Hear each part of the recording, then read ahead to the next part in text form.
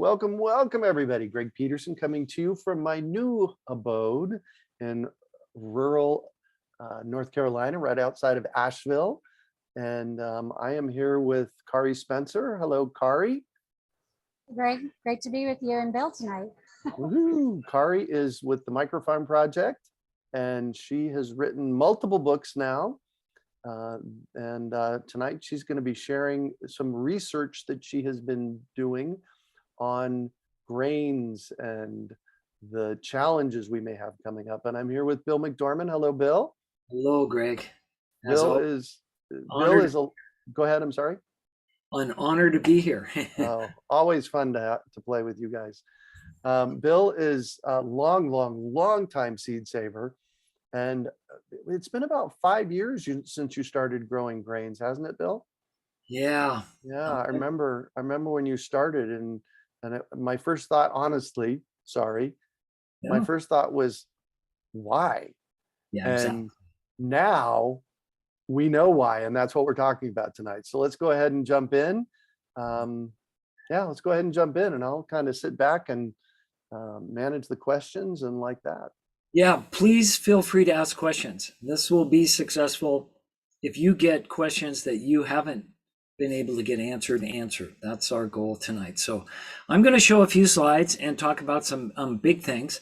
This shouldn't be considered a comprehensive course on grains. We're going to double click on that and go into it a bit deeper this coming Saturday at the Seed Up Saturday through the Great American Seed Up. And so maybe we'll get a link in for that also. Mm-hmm. All right, let me share my screen. I'll make sure that there it is.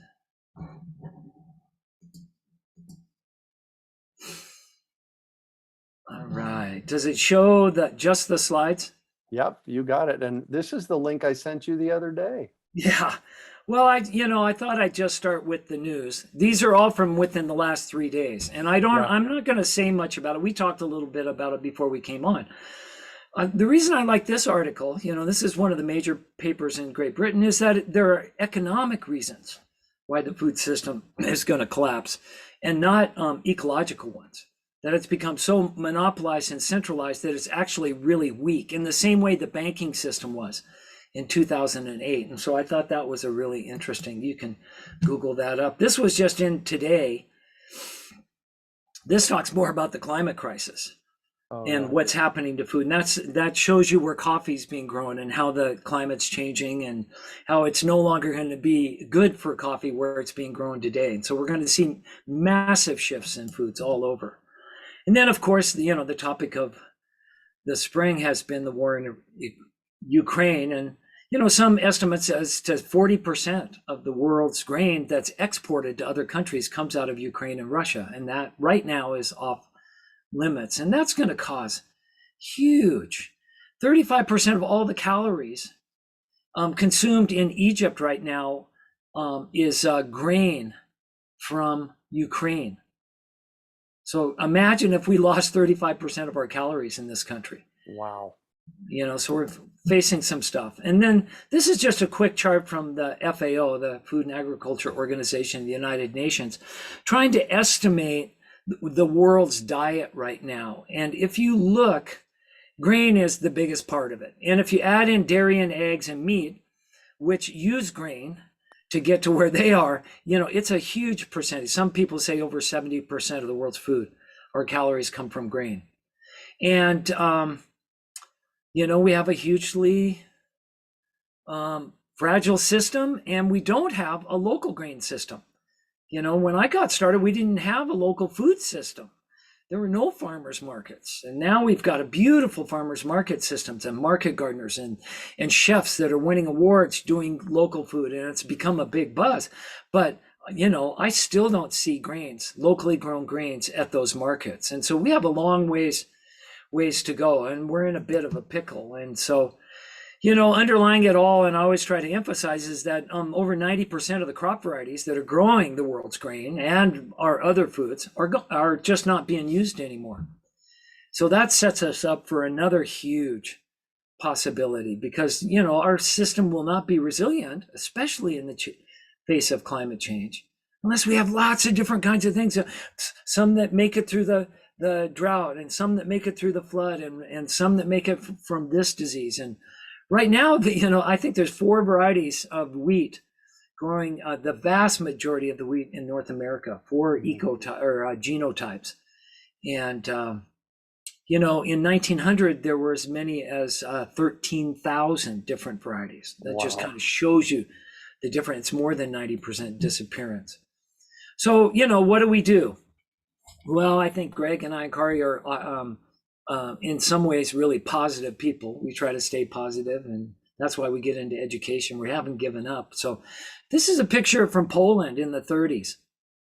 And so this is the picture of where I want to live. This is my subdivision. So I get off work and I drive home on the freeway and I come into my subdivision. And instead of stopping at Planet Fitness, right, for a good workout at the end of the week or whatever it is on my way home, I'm going right home because this is grain harvest weekend. And instead of a golf course in my subdivision, we've got a 20-acre grain field.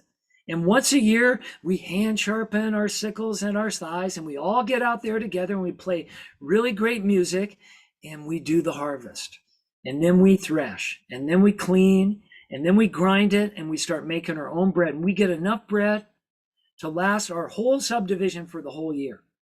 I mean, that's a reality. We could do that with the resources we have and the land we have right now in every subdivision, probably. Right? So that just, if you think this is an impossible change, man, we just have to change the way we're thinking. So go home, garden, grow some of your own food, and especially grow grains. So that's my yard taken about 4 or 5 days ago. I've got 20 heritage and ancient grains growing there.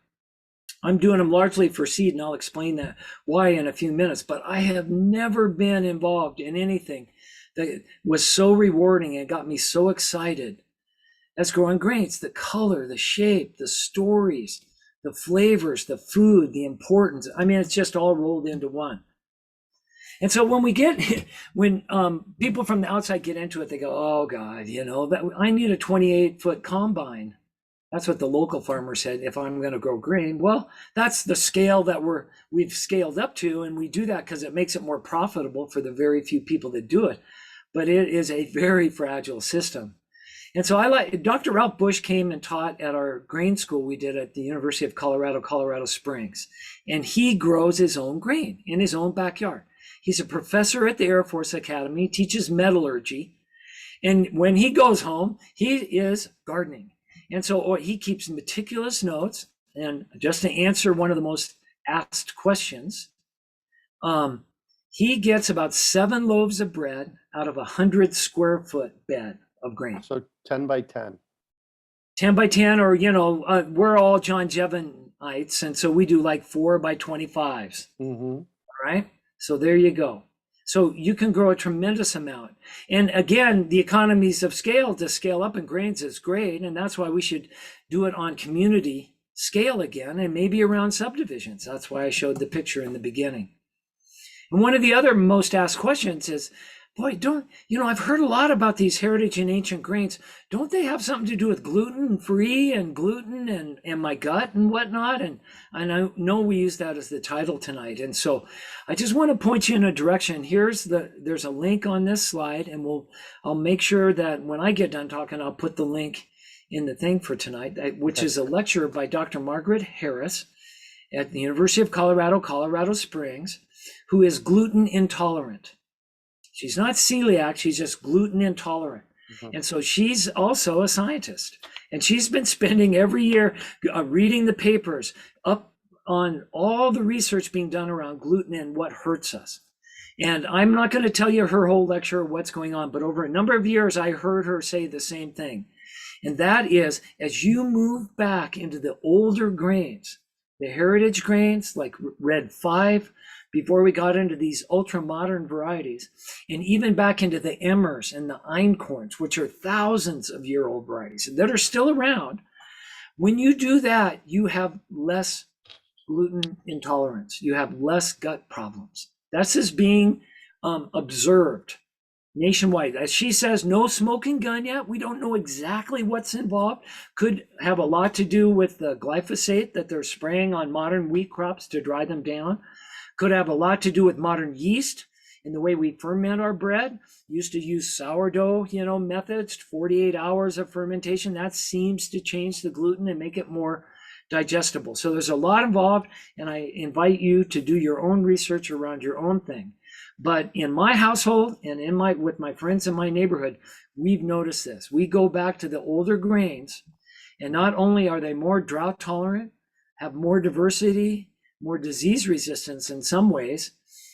I've got some spectacularly heat tolerant ones here in Arizona, but they also just go down better. And that kind of makes sense. You don't have to go back very far before there was no gluten-free aisle in the grocery stores. What's happened to us? So, I got together with a bunch of people. I was lucky to, when my wife and I were directors at Native Seed Search 15 years ago, and got a grant and started studying about ancient and heritage grains, and said, so where do we start? If there's like 13 to 30,000 varieties of wheat being grown in the United States in 1900, which ones do we grow? Well, it turns out that the USDA has a book, The Classification of American Wheat Varieties. It's a PDF. You can get it for free. If you'll email me, I'll send you one. And it's got maps and lists of all the names of all the grains that were being grown in 1919, before chemical agriculture, largely, before modern pivot irrigation systems. So they're usually more drought tolerant. In lots of ways they are. And it goes state by state. So we just got the Rocky Mountains together, made up a big master list, and tried to find the seeds. And we found a tremendous number of them through the USDA or whatever. The problem is they only give you a gram, 50 seeds for some of these varieties. So then we said, wow, we need help. So we started a Heritage Grain Alliance, and we were doing this with the Rocky Mountain Seed Alliance, Leanne Hill and I, and we're now independent of them, and we just call it the Heritage Grain Alliance.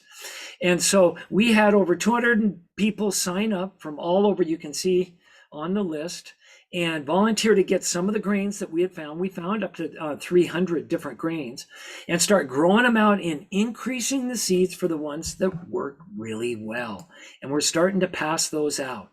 And we're just about to get this system up and running again. And I'll give you a website at the end if you sign up, and you'll be able to get to this through the Great American Seed Up. So I call my operation now Cornville Seed in the Heritage Grain Alliance. I'm growing seed for them.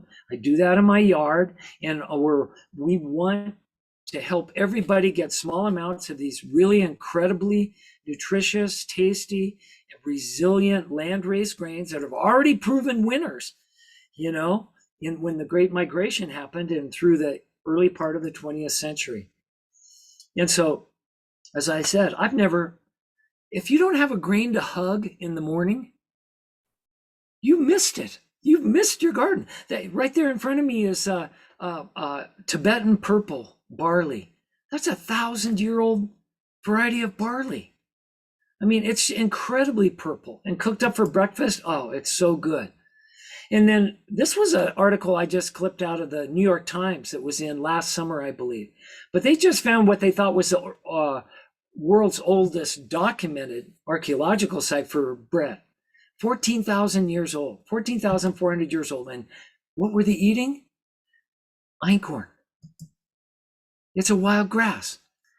You can still find fields of it in Turkey. And out of those same fields, it crossed with a wild grass and created emmer. Now a group in Germany is growing 100 different varieties of emmer. The world's waking up to this and realizing we have this treasure left over from thousands of years of growing grain in each area and taking care of ourselves. And now that's all we have to do again, but we've got to cast a wide genetic net and get back to work. And so I'm just showing you some of the slides of the ones that have really lit me up. Durum, look at this, 8,600 years it's been around. This is pasta wheat. And I found a variety of Harani. It's one of my favorites. This is talked about in the Old Testament. Nebuchadnezzar grew Harani. And now I'm growing it, right? Middle East, middle of Arizona, it loves it here. And now I'm making my own pasta. I grind my Harani, I fresh grind it, and then I roll it into my own pasta. Also, I'm growing bluebird durum, and this came from Iraq and Iran, from the Fertile Crescent. Look at that. That's a row in my yard. You know, amber waves of grain. Some of you have heard about kamut. That started with 32 grains that were brought back to the US in 1949. Now there are hundreds of thousands of acres of it being grown in Montana organically for distribution all over the world. Shows you how some of these have been overlooked and how some of them could be superstars again for us as we grow back a local grain system. Hold on. Go back to that one. Yeah. You want me to go back? Yeah. 32 grains. Yeah. You mean 32 seeds? Yeah. Yeah, there was a young man from Montana, was in the Air Force, grew up on a wheat farm. He's in Cairo in 1949, post-war, and he's getting shipped home. And he's in the market buying gifts, and he comes by and there's this big basket of wheat with grains that are 3 times the size of any wheat he's ever seen. And he goes, "What's that?" And the guy goes, "Oh, that's wheat, you know." And he goes, "No, it's not. I know wheat. Right? Wheat does not get that big." And the guy goes, no, this is wheat, you know. He says, "Can I have some?" And he goes, "Yeah." And he just grabbed a little handful and put it in his pocket and flew home to Montana and showed him to his dad, who showed him to his uncle. And so it took a few years, but it took till the 80s before it really started being grown. But out of those 32 seeds came a whole industry now. A multi-million-dollar wheat growing industry. Wow. John Tester, senator from Montana, grows kamut for Bob Quinn. And so and Bob Quinn's a great guy. He trademarked the name kamut, but he didn't patent the seeds. So we can all pass them around. We can adapt them to wherever we are. It's really a great system. But that's just one of the grain stories that you can get caught up in. Spelt. I'm just learning this. All of the flavor and nutrition of the ancient grains like einkorn, but with the baking qualities and the lift to make your bread, rise, of modern wheat.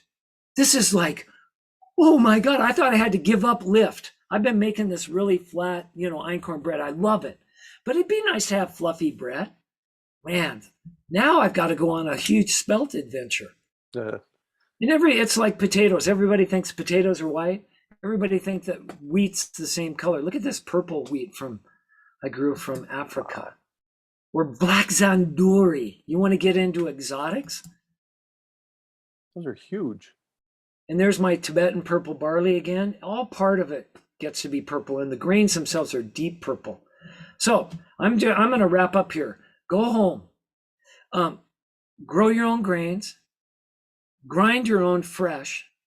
And as soon as you break the shell on a grain, the oils inside start to volatilize. They start to oxidize. And that means lost nutrition and lost flavor. And that happens the moment you grind it. So this whole new movement is arising worldwide. We call the fresh flour movement. So you want a horizontal stone mill so that it grinds those oils into your grain and you get all that flavor. And then you either bake with it or make pasta or whatever you're going to do immediately. And so I've got a rock box now. I make my own pizzas. I'm making my own pasta. It's all out of fresh thing. And the only real downside to this whole thing is that it's really hard to go out to eat anymore because everything tastes kind of dialed down. So just remember this, when you choose a cultivar for your garden or whatever you're doing, you're choosing an entire agricultural system. All right, there's no getting away from this. No, be responsible these days. Let's find out what worked for 10,000 years. And let's get as much of it as we can into our yards and start doing it again. And nobody's coming to save us. No system, no institution, nobody's doing this work. Nobody wants to pay for it. All right. We're going to have to do this on our own. We're going to have our own directories and pass our own seeds out to each other and discover. We get to discover all this stuff ourselves. All right. And the more seed savers and the more people we have doing this, the more diversity we'll have. That's biology, people. That's equal sign. You can't get away from that. And we need diversity to face climate change. So that's why Greg and I and Kari started the Great American Seed Up. That's why we're doing the Seed Up Saturday and talking more about these things. You can get seeds to get started with through there. We just rushing to get this new grain bundle together so you can get started with grains there. And if you want a live school, I'm going to be in Yellow Springs, Ohio in August, doing a 3-day grain school at Antioch College. So that's the next time we're coming back out of the pandemic, and that'll be the first time I'm back out live. So what are we going to do now, Daddy? Wow, no kidding.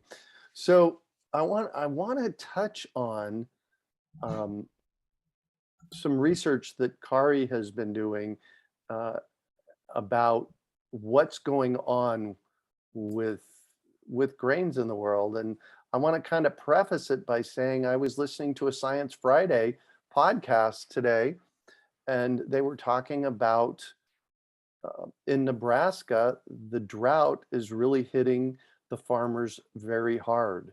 And I know you've been doing some research on that and that about Ukraine as well. So I want to touch on that. And then I want to ask you some questions, Bill, about growing and harvesting. And then we've got questions to take. So, Kari?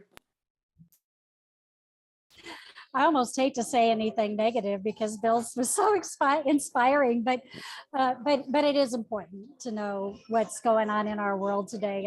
And you mentioned the drought conditions in Nebraska, and I read a statistic just recently that only 28% of the winter wheat harvest in Nebraska, Kansas, and Oklahoma was rated good to excellent.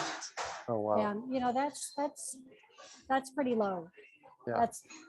And you know, we do count a lot on our farmers in the United States, and they do an excellent job, but you know, they're up against some challenges right now.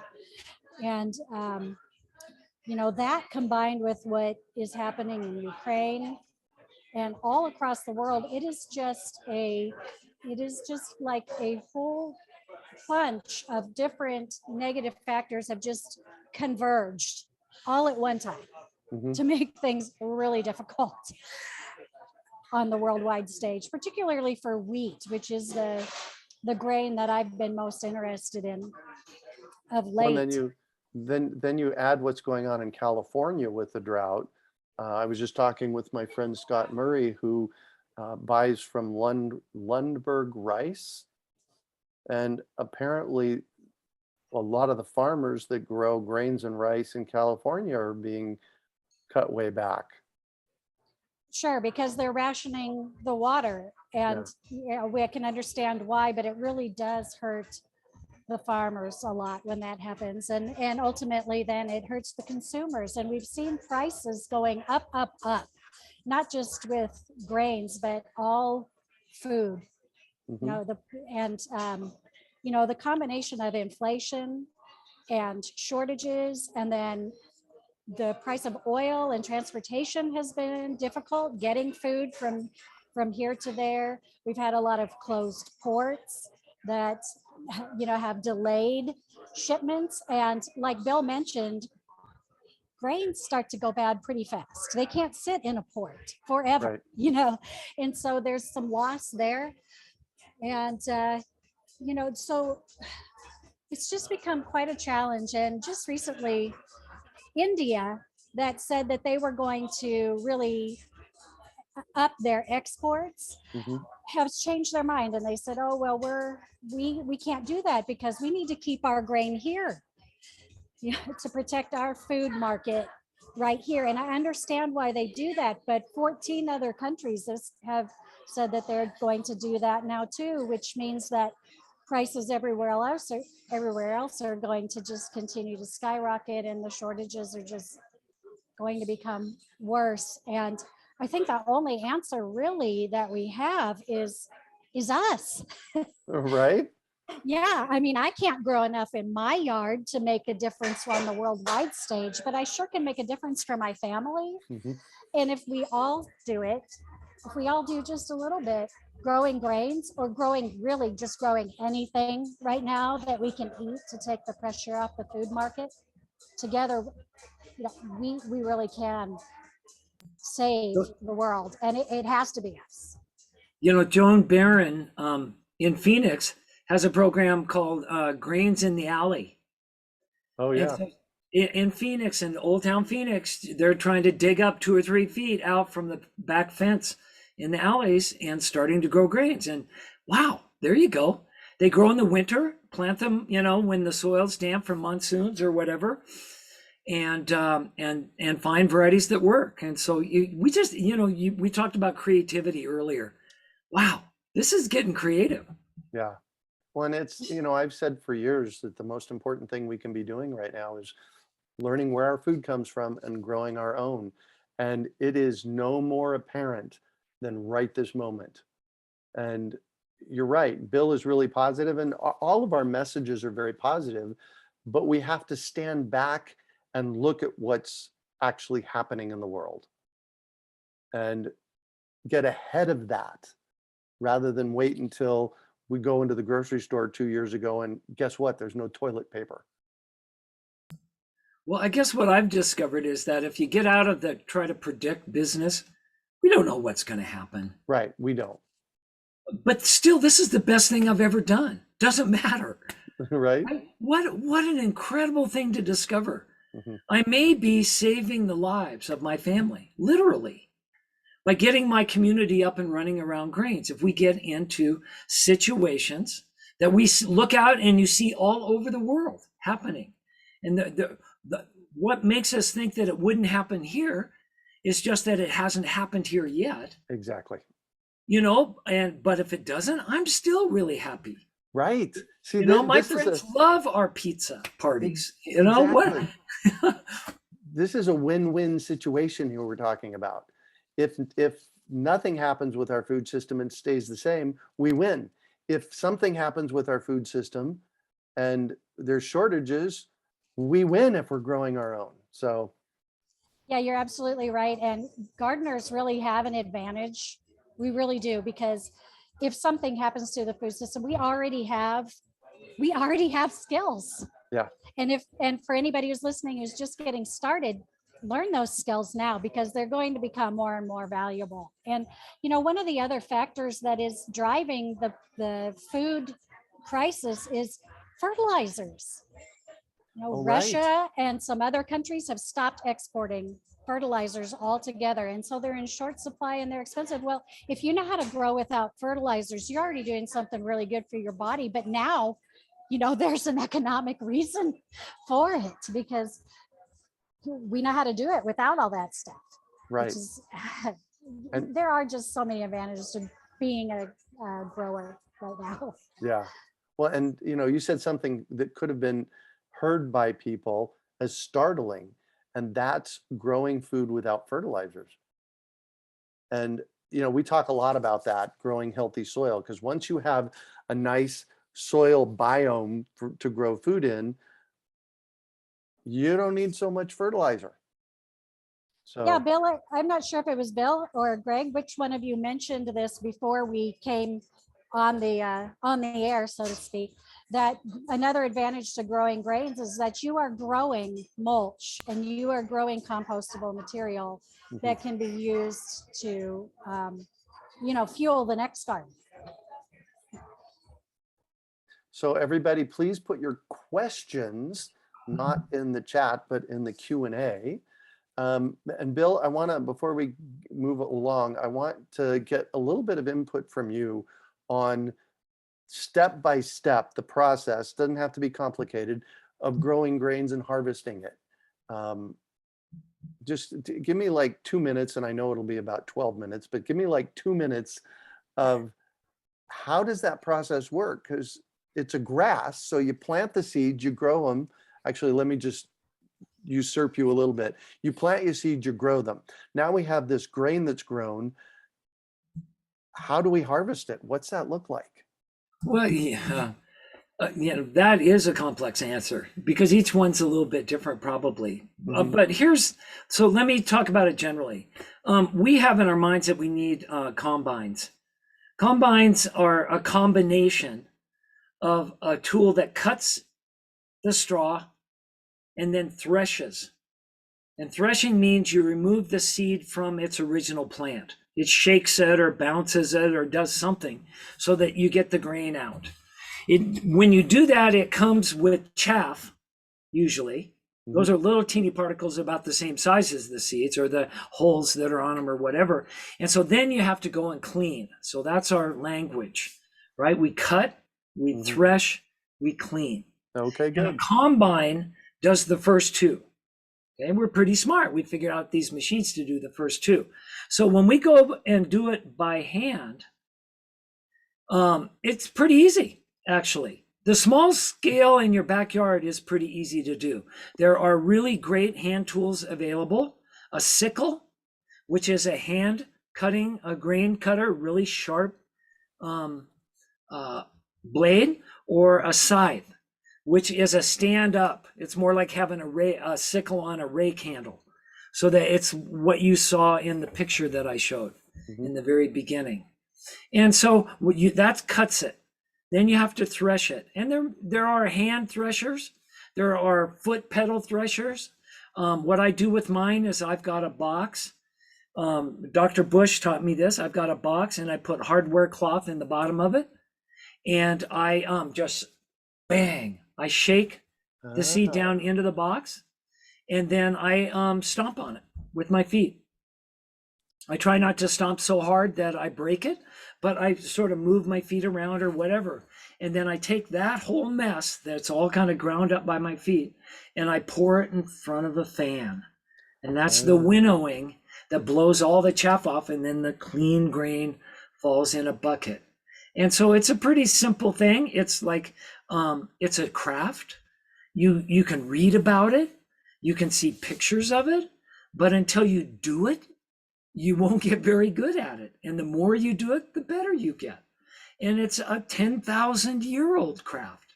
It's almost a ritual. And I've learned to really appreciate that part of it also. Now, if you want to do community level, Kari, that's where we're still having trouble in the US. The great old, we need a tool to be able to do an acre or two. And we don't want to do it by hand, although I see groups of people getting together and cutting it with sickles and then stacking it into, the shocks and tying it and let it dry out. There's old methods for doing it, and then you load them on a wagon or whatever. So we could do it all by hand, but wouldn't it be nice if we had really small columbines, really small threshers or seed?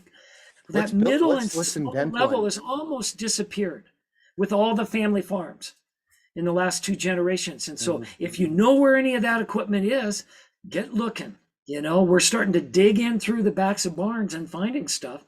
And also, I think Japan, especially, and then I hear out of China, they have some really small scale agricultural tools that are available if you're interested in that next scale up. Cool. Here's an interesting question. Holly wants to know, but what about de-hulling the grain? Does it need to be de-hulled? Some of them do. That's spelts are notorious for that. The emmers are notorious for that. The einkorns. So de-hull, what does that mean? Well, what it means is that there's a little extra sheath around the outside of the grain. It's there to protect it. Einkorn's a wild grass. This stuff wasn't, And so over a long period of time, we've selected and saved it to adapt it to different areas and for larger grains that are easier to shake out. But a lot of them still come with holes. And so they make rather sophisticated, either hand run or machine de-hullers. Problem with those is that you can lose up to 30 to 40% of your crop in doing that. So as Tyler Wilbanks taught me, he grows spelt, about 20 acres of spelt near the Four Corners region, and he does it with draft horses. All right. Wow. And he's got a foot pedal or some sort of crank de-huller. And he loses about 30% of his spelt through the process. It breaks them, or the holes don't come off. But he's in the egg business also. So he sells spelt and he sells eggs. So all that waste is not waste. It just goes for chicken food. So Brilliant. that's one brilliant thing to do. My solution, think outside the box. Somewhere, somehow in the world with 30,000 varieties of these things bouncing around for 10,000 years, somewhere an einkorn, an emmer, and a spelt popped out without a hull. Mm-hmm. They're free threshing, we call them. The seeds just shake out when you do the threshing. Voila, we've started to find them. I've got black and tan einkorn growing in my yard. I have a free threshing spelt. I'll let you know how it works. I've never grown it before. The einkorn was about 90% free threshing, just on its own. Well, now I've heard about 2 varieties of einkorn around the world in this whole network of grain people that we're discovering. 2 varieties of einkorn. This is the way forward. This is what we did with all the grains way back when. The ones that get popular are the easy ones. So we just get to partake in that ancient process again. And I've got a free threshing emmer, they call it. I don't know. I'm growing it. I'll let you know at the end of the year. So we got questions here. We got a bunch All of right, questions. let's go. And let's try and keep it as short as possible so we can get through them all. All right. Peter wants to know, what kind of soil do I use for grains? Whatever you got. The idea now, Peter, is that as you can work on your soil and add organic matter, either do that through green manures, and Kari's way more of an expert at that, and Greg, than I am. Try to do that, but don't let that stop you growing grain in what you have. And then save the seeds from the ones that work in your parking lot, because that's what most of the planet's going to end up looking like, and that's what we're going to need as varieties adapted. In other words, move the genetics in that direction as you're moving your soil in a more fertile direction, and maybe we'll meet halfway. When I texted you the other day when I was walking down the street near my house, I texted you some grasses that they had planted to hold the berm together. Ooh, okay. And they were 4 feet tall, and they had these grain heads on them that were a good 6-8 inches. That's rye. Wow. Yeah, see? Double duty. Build Yeah. soil, grow grain. And that was growing on the side of the road in really bad soil. Right. Yeah. So at the Occidental Arts and Ecology Center, they got the USDA to send them 1,000 varieties of wheat, handpicked for their area of California, just a little handful, all mixed. The only reason they did it is they didn't have to keep it straight. They just mixed it all up in a bag. You take that bag and you put it over your parking lot soil, and you see if anything works. That's when I find the genetics that'll work in poor soil and start to grow grain, and then start working on your soil. But we don't have time to build good soil before we start growing grains. And it can help you do that. We've got a lot of questions here. What can we grow in hot and humid? What kind of grains grow well in the south in hot weather? Rice. Sorghum. 9B. Rice and sorghum. If it's dry and hot, if you're in the south and it's drier and hot, then the Durham wheats are great. And again, that 1919 classification of wheat varieties will show you the varieties of wheat that we're growing there. Yeah, I posted that in the chat already. Great. You were going to say something, Kari? Yes, I'm going to have to jump off to go to the next thing. I hate to leave this discussion, so I'm going to listen to all of Bill's answers on the recording if you're doing that later. Yep, we are. And but I need to say goodbye to everybody. Thank you for being here. And join us on Saturday for Seed Up Saturday, because we're going to have more of this discussion. Yeah, we'll cover that. All right. Thanks, Kari. Bye-bye. All right. That's in the south. How much space is needed for grains? Well, as I said, depends on what you want to grow. I mean, well, here's another part of this question from a different person. How about growing it on pots on a small balcony? Great. You can really be useful Oh my gosh, look who just showed up. Hello, Janice. You can really be useful for us in our Heritage Grain Alliance if you'll do exactly that. Take some of the rare ancient grains that we only have a few seeds of and grow them in a pot, and each seed becomes 50 to 500 seeds. And then return those to the network and we can pass them out to other people. You can also use them as cut flowers. Oh yeah. You know, if you have if you had like a 2-gallon pot, you could probably get a couple of bowls of oatmeal out of it. No. If you're growing oats, those are really easy. And so Matt wants to know, where can I buy heritage seed in larger volumes than 50 or 100 seeds at a time? I'm gonna cut over to Janice real quick because she's been putting together the bundle, our baker's bundle for Great American Seed Up. What kind of volumes are we talking about there, Janice? Oh, you're muted. There we go. We've put together a bundle based on Bill's recommendation of some grains that include 7 different grains. And there's enough in our typical seed up in a box portion to have 10 portions per grain. That's going to be about 70 portions. And the portions themselves are about a 1/4 cup per person, or 1/4 cup per portion. Does that make sense? Yeah. So you're getting a little more than 100 seeds. It'll be, maybe what, 5 cups of seeds. And then what we're really doing is encouraging you to, grow it out. Bill has a great story about Sonoran white wheat and growing that out. And that just took a couple years. Yeah, we started with a few handfuls and ended up with 1,100 acres at Native Seed Search. And so it doesn't take long. I want to, so. And that's the problem. The question is, where do we buy larger amounts? Go look. We're not doing this because, we want to. I want to go to the Costco of grains and buy whatever I want in whatever amount, and it's just not there. It was there. It was all there. And for every region, one of the other questions is, well, what grows great in my zone 9B? Well, you would have been able to go down to your local store and find out, because everybody was growing it. Right. And they had seen it work, and there was a lot of it available. I mean, that's what we're trying to get back to, so. Yeah. Well, Bill's bundle that we created, we call it the Baker Bundle, and it's actually a mini bundle in the Seed Up in a Box program, because it's the volume of seeds. It's more than we could put on to be able to make a full bundle, but the quantity, there's only 7 different varieties, so it's a mini bundle.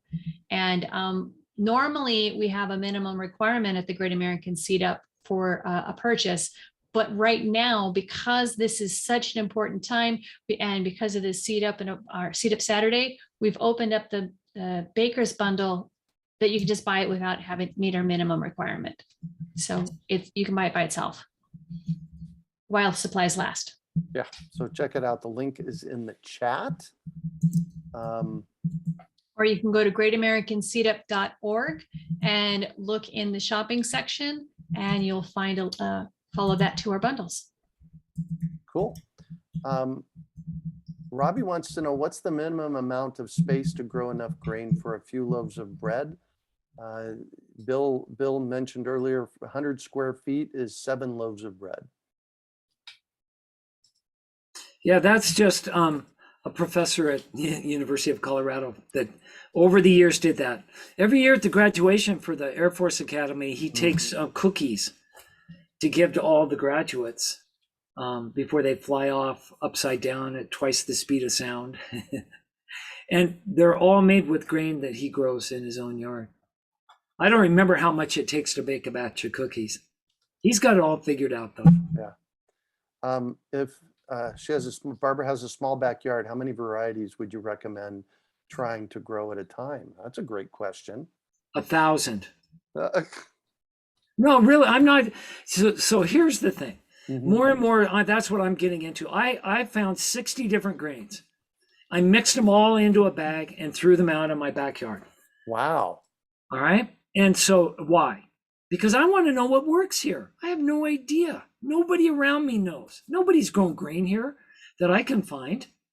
And so let me tell you, hardly any of it worked. But the things that come up, I save the seeds from those and plant those again. And after 2 or 3 years, you'll know what works best where you are. Then take it down to your local university and have them ID it for you. Then you can get more of it if you need to. Or by then you're saving your own seeds and you're actually increasing your own supply. I mean, that will get you more quickly down the road. Only save seeds from what you really love. You know, there may be other stuff that comes up that you don't like, but you know, get involved a little bit. But I'm a real advocate now of casting a really wide genetic net. You don't have enough time in your life to systematically, with trials, keep them separate, grow them out and see which one works. We did that for industrial agricultural purposes at universities using basically graduate slave labor. Nobody wants to do that. And I think Joseph Lofthouse discovered we don't have to. All we have to do is grow and save what we love. We'll let the names fall out later. Yeah. And if you're hungry, who cares? Right, I've got some exactly. grain that'll grow in your alley. Yeah. Josie wants to know, do we irrigate liberally to keep them alive and reproducing to increase the seed stock, and then shift to selectively replanting the ones that do well in cold, hot, dry, etc.? You know, if you baby them, you're going to get babies. You know, John Navazio, the plant breeder at Johnny Selected Seeds, taught me, he said, go hard on them. If you don't have enough time and energy to go out and irrigate and baby, then don't. Find some grains that'll work without that. And they're really resilient. That's what makes this so much fun. If you're a vegetable gardener, you don't have to baby things. They're all just like mind-blowingly, incredibly resilient. It's grass. Yeah. It's a monocot. It's grass. Yeah. No, You know? it's amazing. Yeah, those questions start to just go away because every year it works for me. And now that I'm saving my own seeds and replanting, they're even more adapted to where I am. Right. And I'm learning to look more for the things I really like, the off types. And then if you get into grinding your own, you can bring them in. You know, at the bread lab, Steve Jones, they baked 900 little loaves of bread out of 900 varieties so that they could find out which one makes the best bread. Oh my gosh. How else are you going to do it? Right. Maggie says, do you have any suggestions for what to grow and how to grow in San Diego, or really any place? What I would do, it's a grass, it's grain. Correct me if I'm wrong, Bill. It's a grass, it's grain, it's a weed essentially. And, you know, I'd start with our baker's bundle, which has what, 6 different varieties, Janice? Yeah, 7 different varieties, and start with those. You know, whether you're in hot and dry, hot and humid, cooler, just jump in and try something. And now is the perfect time to do it in most climates, right, Bill? Yes. And so there are folks in California, Southern California, that have been working on this, that are ahead of you, and you can get in touch with them. And it's called the Whole Grain. Here, I'll put the link in. There you go. The Whole Grain Connection and Monica Spiller. They're set up. They've been looking for 15 years for the grains that'll grow best in California, finding all the old heritage. They went through the same list we did. They've been increasing the seed to the varieties that really work. There's a place in Ojai, California also, an old grain nonprofit, although I'm not sure how active they are. There is up in Tehachapi, California, there's a group of guys working on grain. So that's what I would do. Occidental Arts and Ecology Center. Oh yes, of course. I would check in with those guys and see how how they've narrowed down their 1,000 grain grow out. You know, by now there might only have 30 or 40, but those are the ones you want to, you know, they worked, right? Yeah. You don't have to do all that work.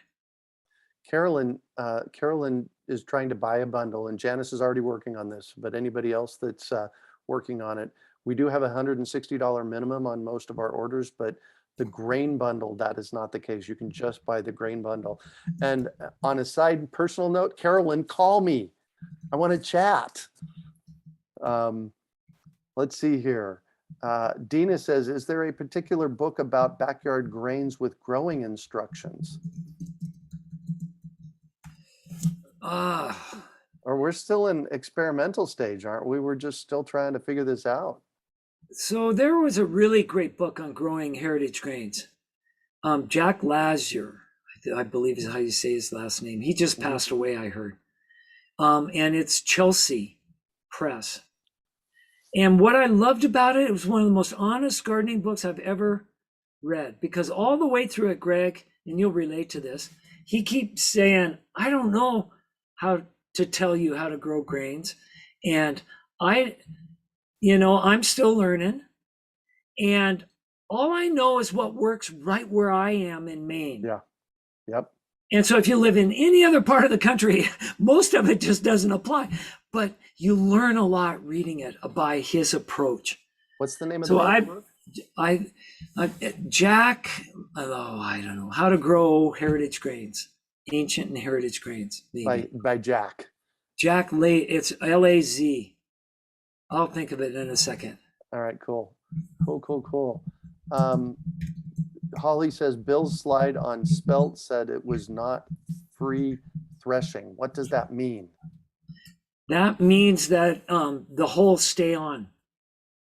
They don't thresh off. So in other words, you can't just dump. You can't just separate the seed from the plant and clean it, say winnow it, and grind it. Each little seed will have a hole around the outside of it that will gum things up for you. Got it. So it might be a good idea to get, at first, get ones that don't have that hole on it. Yeah, way easier. And that's what I did. And now that I love spelt, I found it was a real, there are some really smart people been working on this for a number of years, seeing the same train coming, Greg. And so, yeah.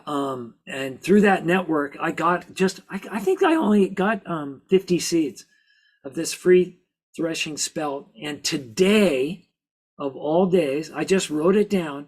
It headed. I planted January 19th and it just started forming heads today. Really? Yeah. Nice. Yeah. Yeah, I wish I'd taken a picture of it. Let's see here. Regarding grinding grains, this is from Barbara. Any preferred hand crank mills to recommend? Well, I have, if you can get a stone mill, that's what you want to do. The problem with hand crankers is that they're vertical. And so the grain falls through quickly after you start to grind it. And so you'll never get as good a quality. I would spend about 30 minutes grinding by hand. And now that takes me about 90 seconds, that same amount, in my mock mill. And mock mills are the best. How do you spell that? M-O-C-K.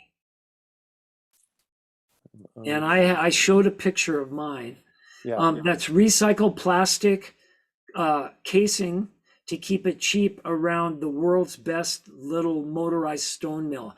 I've been told I could run my mill 24 hours a day and grind up enough wheat for a whole village if I had to. And it's just an under-the-counter little thing. And here's a link. I'm putting a link for everybody right now to mock. They've been in short supply and keep checking back from time to time. I get codes so you can get some money off on them. Okay. But that's changed my life. It's so easy. It's the best appliance. You can take away my toaster. I love toast, but you could take away my Cuisinart, take away all my stuff, but you're not taking my mock mill away. No way, baby. That's the most important thing I own now. Nice. Sue wants to know, how long can you store most grains and what is the best environment for longevity? She says cool, dark, and dry, question mark. Yeah, that's cool, dark, and dry, and they're seeds. They would last for decades. There is some question about how they, start to lose some of their vitality and vibrance. I try to eat mine within a year, Hmm. but you can, I mean, where it gets into problem, and I think even the my Mormon friends would tell you that they work on programs. I mean, when people started going, oh my God, we better have a year's worth of food stored.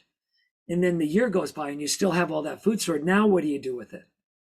Right? So they kept it for longer periods of time, and it just isn't as good to eat. So Yeah. that's what I would say about it. They'll last for a long time, and it keeps them around for seed. And if you've got barrels or boxes or bags, and it's around for a long, long time, reach to the inside Hmm. to get the best and the freshest, because the seeds will protect the seeds in a way that nothing else can. So Janice has fixed the problem with the cart. So if you go to greatamericanseedup.com and you can buy just the grain bundle. Robbie wants to know, are grains self-pollinating?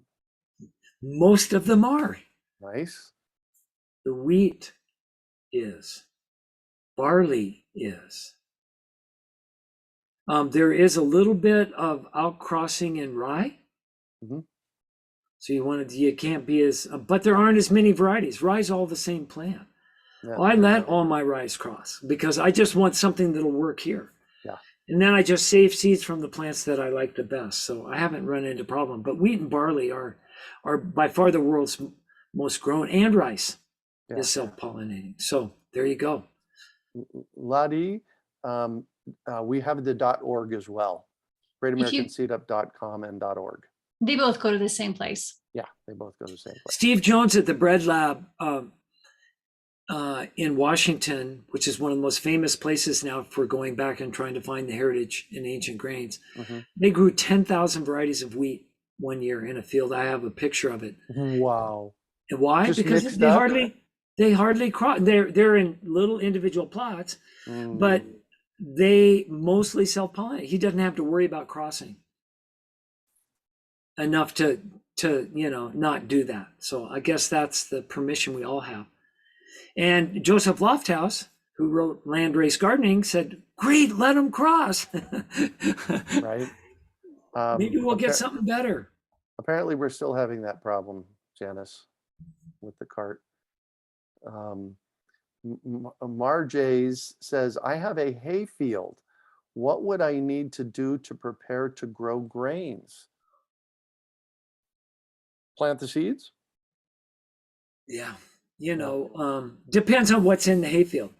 If it's a perennial pasture grass with rhizomes, it's going to be a little bit more involved. But my guess is that there's a farmer or rancher in your area. You might have to get up early and go down to the old coffee shop and talk to the old timers or something, but somebody would know how to do it in the easiest way.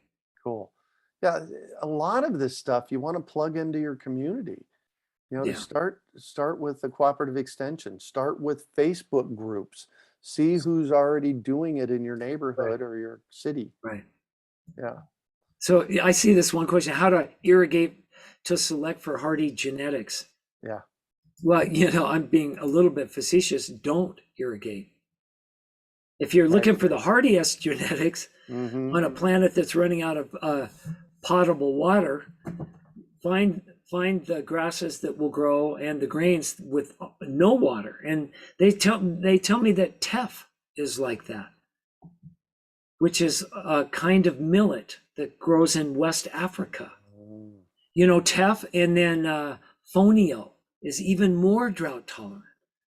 We still have industrial white, potato mine, and we're, we got to branch out into other, what they call the alternative grains as well. Interestingly, the Science Friday that I listened to earlier today talked about millet being one of the 6 foods that we need to concentrate on moving into the future. Yeah, and so millet is what most people call millet are actually three completely different plants. Oh, interesting.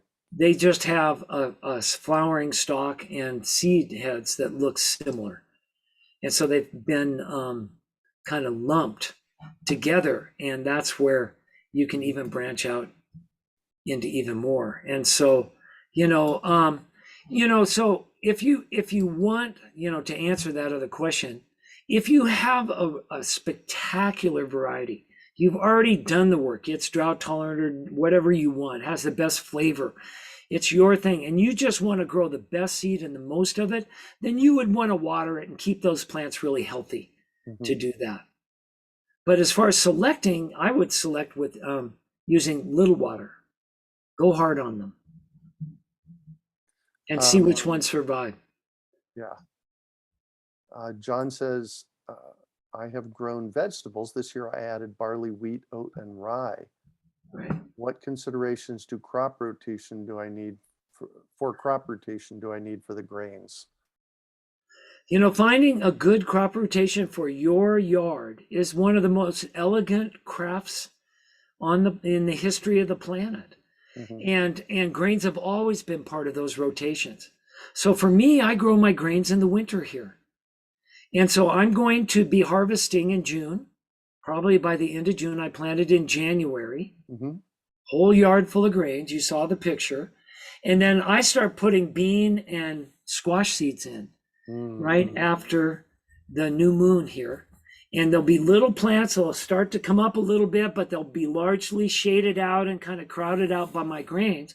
But they'll still be low enough so that when I come through with my sickle at the end of June, I just cut all the grains off, they'll die, and then up come my other crops. So that's my crop rotation.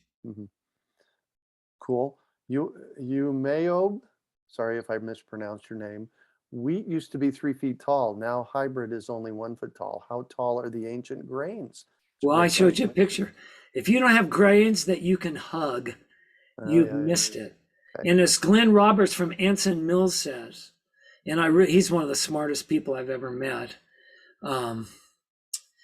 our future, and by our, I mean humanity's future, rests on the successful cultivation of tall grains with deep roots.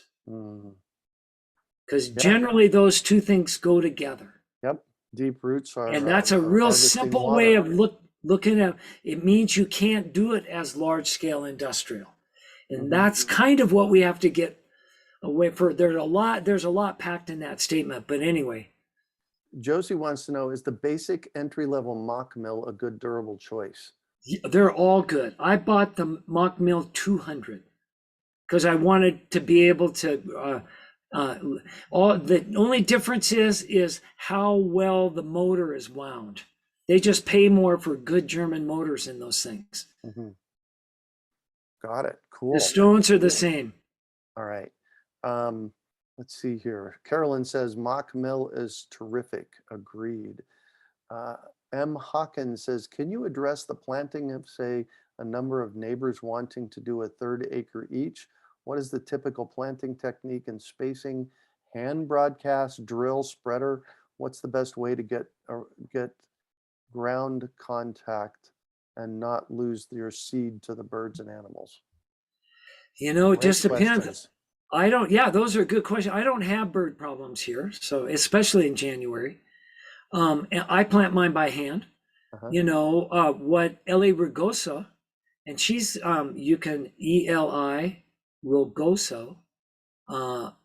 She has learned through trial and error over the last 25 years that planting 1 foot apart. She literally by hand puts each seed in 1 foot apart, and by spacing them, what she's learned is the ancient and heritage grains grow much larger plants, and she actually gets more yield per acre. Right? That's counterintuitive, and the modern wheats don't work that way, but the ancient ones do. All right. And so, again, if you want to follow up with questions, you want to join our Heritage Grain Alliance and be one of the people on that directory, so that then you can find out if there's anybody growing grains around you and you can ask them questions. I mean, that's what we all have to learn this together. And all I could do is tell you what I've learned in my own yard along those lines. So this year I planted all mine a foot apart. Oh, good. Cool. Kathy says, how do you store your wheat berries that you will grind for bread throughout the year? So if I remember correctly, the volatile gas, they start volatilizing, which means they evaporate, right? Once you grind it. So you want to Right. keep the wheat berries and then grind it when you Right. want to use it. Right. So it's freshly ground. So the question is, how do you store those wheat berries? I have they're in bags that I put in metal containers in my house, so I have access. Mhm. We have mice sometimes, especially if we're gone for a while. So they're in mouse-proof containers.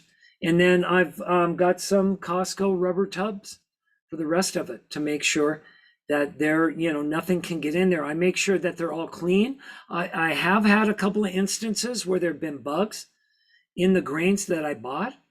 So you have to, keep looking in there for them. In the two cases where that happened, I took those bags out, and they were in plastic bags, and I put those in the freezer and froze them, and I was successful. Right. Sometimes you are, sometimes you're not. And so, but if you're, I never try to store huge amounts of grains. That's an art in and of itself. At Avalon Gardens here in Arizona, they grow enough grain for 200 people to have all their bread for the year. Wow. And they've got a silo, and silos were designed. Those are pretty special things. And you're getting back into a mid-sized silo is a technology that hasn't been touched for a couple of generations. A great grandpa could tell you how to do it. Right. Jules says, I have a raised bed next to a block wall, south facing, so it gets a lot of heat. Is this a good for grains? I would say yes. It's a grass. Grasses are monocots. They're weed-like. So sure, go ahead. I would try Durham. Okay. Because it comes out of the Fertile Crescent, hot, dry desert conditions. Mhm. Amaranth seems to work really well, even when it gets really, really hot. So those are a couple of ideas. Peter says, I'd like to set up a mini seed up. So the way you do a mini seed up is you go to greatamericanseedup.org or .com, and you buy a bundle and get your friends together and do a seed up. That's how we do seeds. Have you do a seed up. Let's see here. Oh, here's the thing about a Josie. seed up is getting the seeds in bulk cheap enough that you can still divide them up and get them out to people where they are. So we found the land raised varieties that allow you to do that. And now we bulk them up and send them to you with all the stuff you need. So yeah, our seeds are purposely bundled and inexpensive so that you could actually buy a bundle and do your own seed up and make money doing it. Well, and the idea is not for you to spend all winter looking through catalogs trying to find the perfect varieties. Right. The idea is for you to buy what's left of the great land races in quantity and start growing and saving your own seeds and selecting your own varieties that'll end up better than anything sold in a catalog. Yeah. So let's go back to seed storage real quick. Let me just review this. What I have done in the past, I use you can use a 5-gallon bucket, and they make these screw-on lids for the 5-gallon buckets.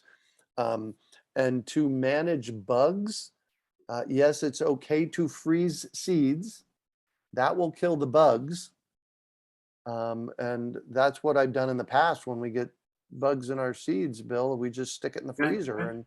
Right. And I either put those in the 5-gallon buckets or glass jars. Right. Yeah. Carl, thank you, Carl. Carl has been posting a lot of great links in the chat. Good job, man. Josie wants to know, do you have any experience with the mock mill KitchenAid attachment? No, I have friends that have done that.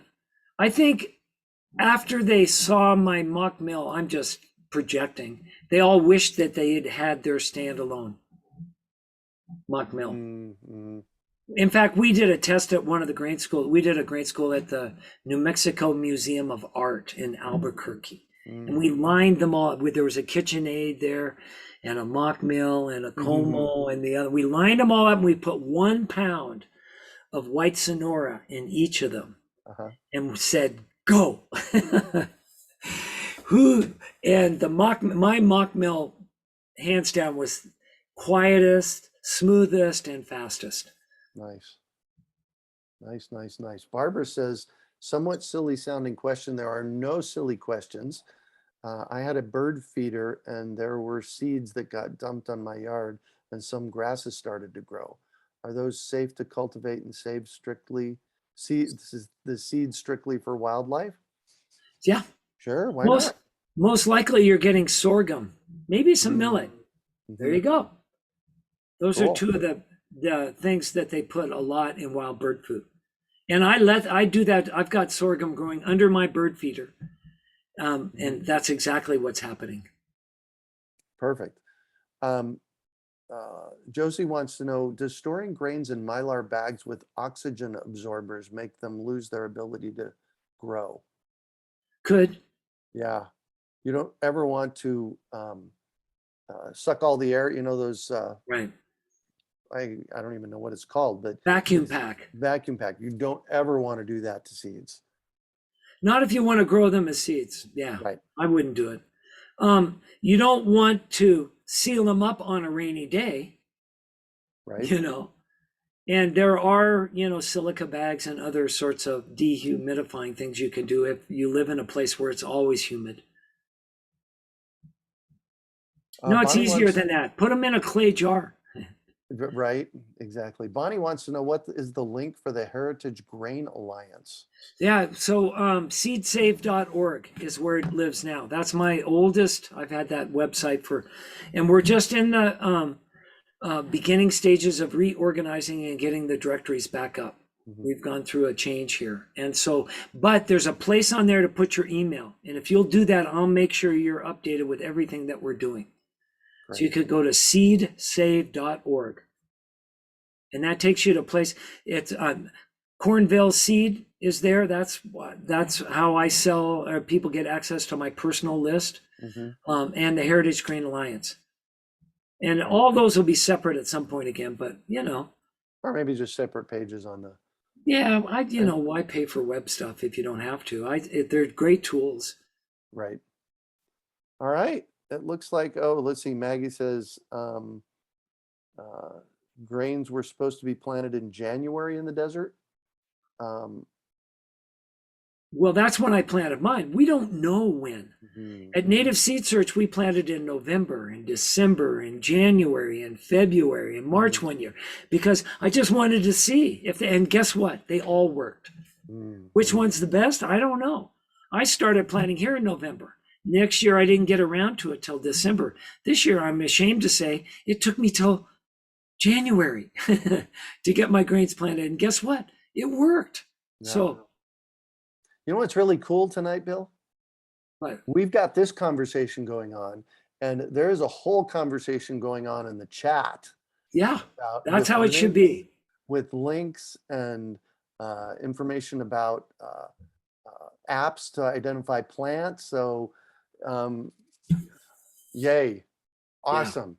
Yeah. Make sure you copy all that out and save it. That whole chat and stuff. Yeah. There you go. Well, let's see here. Let me just check one more. Let me scroll down. M. Hawkins. So in the Southwest, you aren't trying to time it so that you are just planting before winter moisture? You got to just figure it out. Try something. There are stories here that white Sonora wheat used to grow on monsoon moisture. But then also grow on winter moisture, So, yeah, I think we have a lot to learn about those kinds of things. Yeah.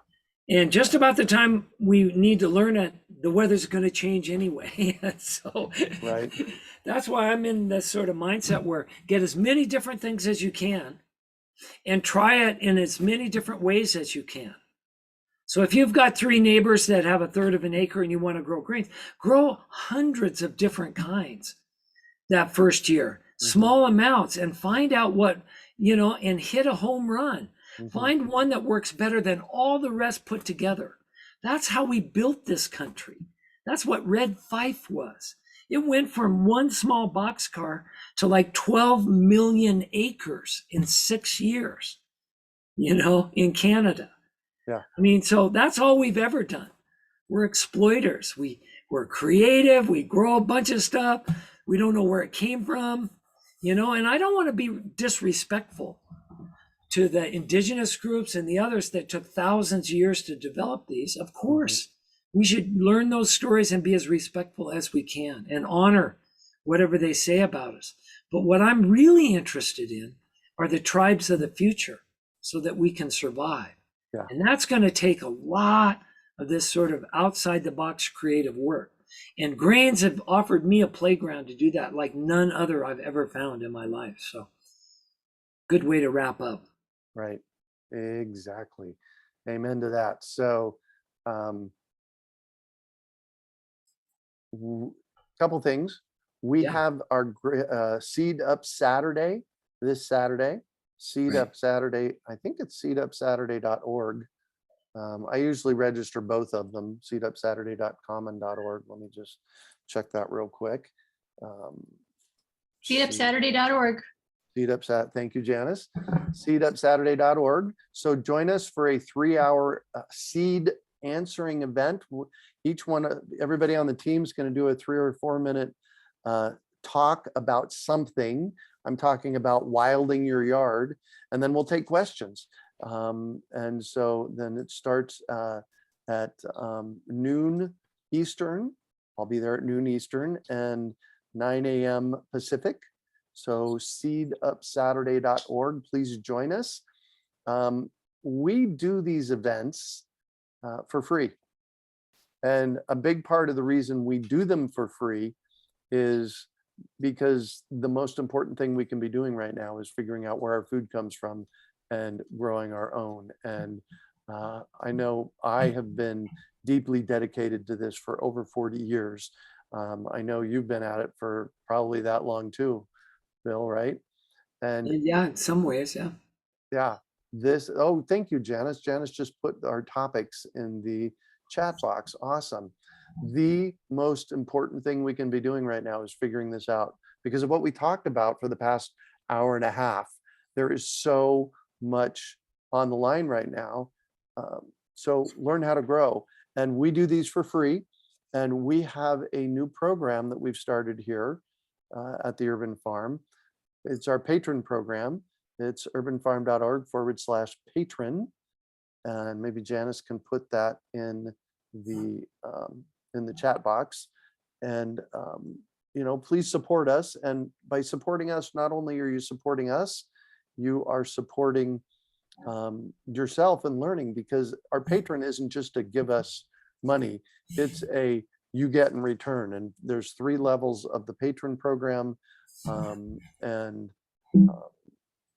You can pick one and you get learning. There's education that comes with each one of them. The other thing is our support us page still up, Janis? Yes. Great. So the other place you can go if you don't want to get into the patron program is our support us page, urbanfarm.org/support us. If you just want to make a one-time donation to, So thank you, Kari. I know she's not here any longer, but thank you, Kari, for being there. Janis, you rocked it. I so appreciate you being there in the background, handling this kind of stuff, handling all the stuff that we do. And Bill, thank you so much for your passion and just thank you, everybody. We're having fun now. Bring those questions back on Saturday. And again, if you're in the Midwest and you want to come out to Antioch, we're going to have the people out at Antioch College have pulled together some of the great alternative grain people for the whole Midwest. Nice. For that school. It'll be really fun. So bakers and millers and brewers, and it's going to be good. Hey, Janis, Deb wants to know if the individual grains are I on the just saw grain. that. I'll go ahead and add them to the mix Okay, and match right now. Good question, Mary says, is there an option to save the chat? I know we get Yeah. the chat. Do you think we could email it to people, Janice? Yeah, it's just a Um, text file. You can try this. What I do on my screen is on the chat box, right where you're typing, there's Mhm. 3 dots over on the right-hand side. At least it is for us on our side, Greg, and I've already saved it. If you click on that, you have an option to save the chat. And I believe that works for Oh. those who are in attendance, but I know it works for us and I have clicked it. Nina, and those of you who want the chat, especially with all these links, I'm going to gather all of the links and put them in a resource document and put it on and give it to Kari and let Kari put it in a blog article on the website. Oh, very good, very good, very good. Yeah, they're saying they don't have the option, so that's good. Yeah. So, All right. and the other thing is if you just shoot me an email, greg@urbanfarm.org, I can probably get it out to you. And yeah, and I think that giving this to Kari does such a great Yes. job with her blog Oh articles my that gosh, she'll no just make kidding. a resource document for one of our blog articles. Yeah, amen to that. All right, guys. Looking we good. are I'm out of done. here. We're out of here. We're almost an hour and a half long. So thank you all very much. Sign up grow. for Saturday. Go grow and sign up for Saturday. All right. And if you're so inspired, drop us a little love in the patron box. So all right, we're out of here, guys. Take care. Thank you. Bye. Bye-bye.